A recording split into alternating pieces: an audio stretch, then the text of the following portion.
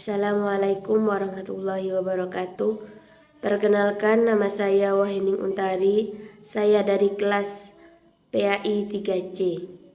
Saya di sini akan menjelaskan tentang pendekatan pembelajaran, model pembelajaran, strategi, metode, dan teknik pembelajaran untuk memenuhi tugas mata kuliah model dan strategi pembelajaran dengan dosen pengampu Dr. Ahmad Ihwanul Muttaqin MPDI.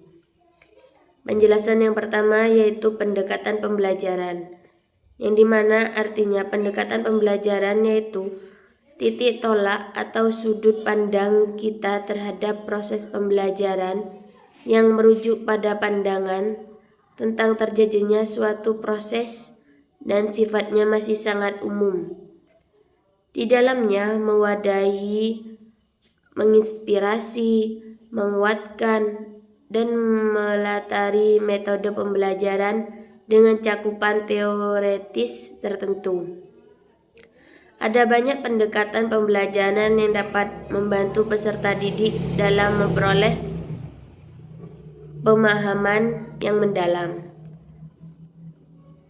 Contoh pendekatan pembelajaran. Pendekatan pembelajaran ini sangat banyak, namun saya mengambil contoh satu. Contoh pendekatan pembelajaran, yaitu pendekatan konstruktivisme, artinya menganggap siswa sebagai konstruktor atau pembangun pengetahuan mereka sendiri. Guru bertindak sebagai fasilitator yang membantu siswa menggali pengetahuan mereka sendiri melalui eksplorasi dan refleksi. Sebagai contoh yaitu pembelajaran sains, guru dapat memberikan tugas eksperimen kepada siswa untuk mengamati dan menyimpulkan hasilnya sendiri. Siswa dapat melakukan percobaan, mengumpulkan data, dan menyusun kesimpulan mereka sendiri berdasarkan temuan yang mereka peroleh dan sesuai dengan arahan mengajar atau guru. Yang kedua yaitu model pembelajaran. Model pembelajaran adalah kerangka konseptual yang melukiskan prosedur sistematis dalam organisasikan sistem belajar untuk mencapai tujuan belajar tertentu dan berfungsi sebagai pedoman bagi perancang pembelajaran dan para pengajar dalam merencanakan dan melaksanakan aktivitas pembelajaran. Contoh model pembelajaran itu banyak, tapi saya mengambil contoh dua contoh saja. Yang pertama yaitu bermain peran dan simulasi.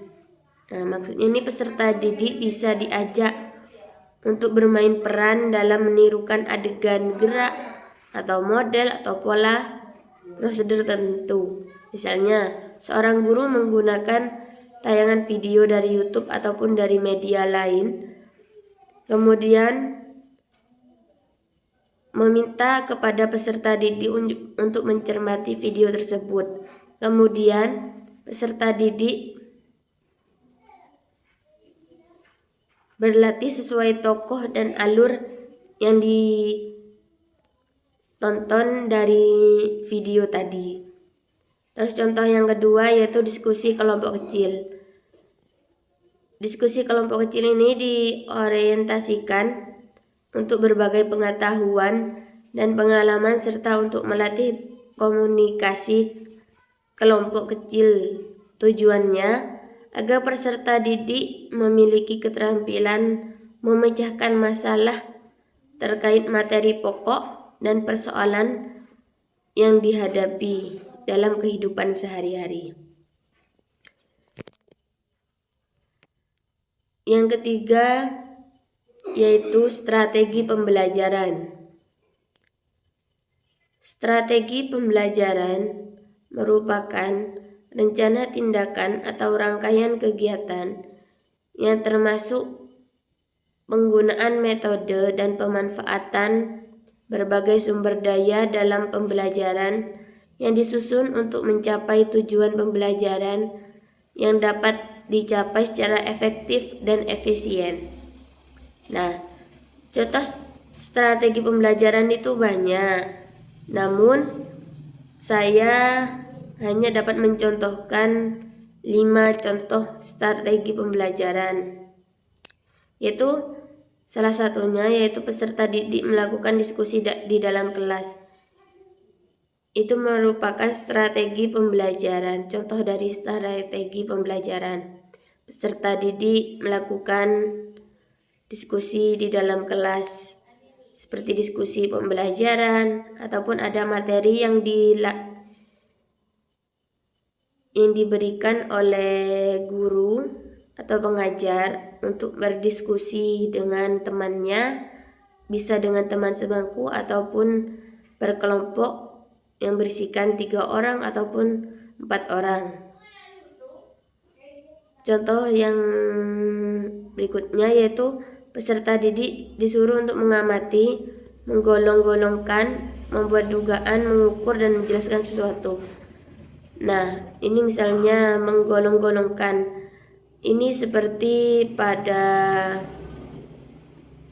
mata pelajaran biologi IPA.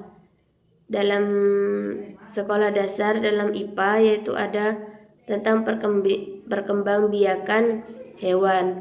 Nah, anak-anak oleh pengajar atau guru itu diberi materi tentang perkembangbiakan hewan dengan cara melahirkan dan bertelur. Kemudian anak-anak atau peserta didik tersebut diperintah atau ditugaskan untuk menggolongkan yang mana hewan yang mana berkembang biak dengan cara bertelur ataupun beranak. Yang keempat yaitu metode pembelajaran. Metode pembelajaran adalah cara atau jalan yang ditempuh oleh guru untuk menyampaikan materi pembelajaran sehingga tujuan pembelajaran dapat dicapai. Nah, metode pembelajaran ini hampir sama dengan model pembelajaran atau strategi pembelajaran. Nah, berikut contoh metode pembelajaran. Contoh metode pembelajaran ini sangat banyak. Namun saya menjelaskan hanya contohnya ada 2 saja. Yang pertama yaitu metode diskusi. Nah, metode diskusi ini merupakan salah satu contoh dari jenis-jenis metode pembelajaran. Dalam metode ini, para peserta didik akan bertukar pikiran melalui diskusi untuk memecahkan suatu masalah. Nah, masalah ini nanti ditentukan oleh pengajar atau guru. Namun sebelum berdiskusi tersebut, peserta didik harus mempelajari terlebih dahulu materi yang akan dibahas. Guru akan mengamati pemahaman peserta didik saat menjalani diskusi, kemudian menilai hasil akhirnya. Contoh yang kedua yaitu metode kerja kelompok. Yaitu metode belajar ini sering digunakan di sekolah. Belajar kelompok memungkinkan para peserta didik untuk mempelajari suatu materi dan mengerjakan tugas bersama anggota kelompoknya.